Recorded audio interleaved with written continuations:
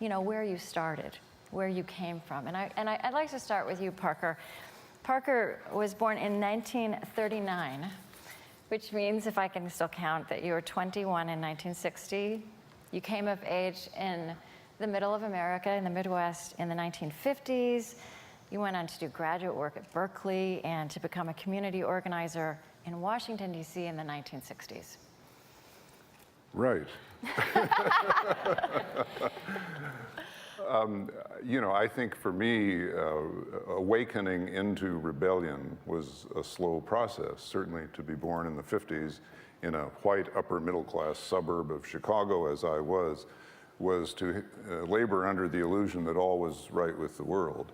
My first wake-up call came when I went to Union Theological Seminary in New York City for a year, until God spoke to me and said he wanted me to get the hell out of the church.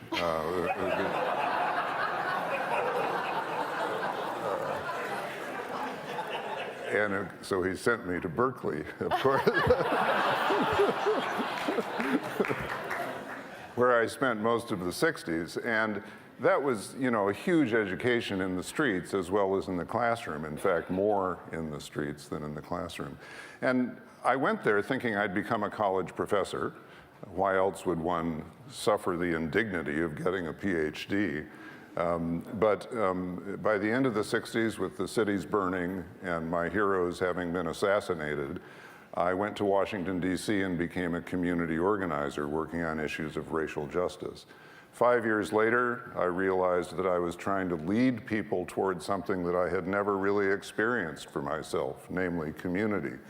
And so I went for what I thought was a sabbatical year, but ended up to be 11 years of my life, to a place called Pendle Hill near Philadelphia, which is an intentional Quaker community that's arranged kind of like an ashram, kind of like a kibbutz, kind of like a commune, kind of like a monastery, but sex was okay.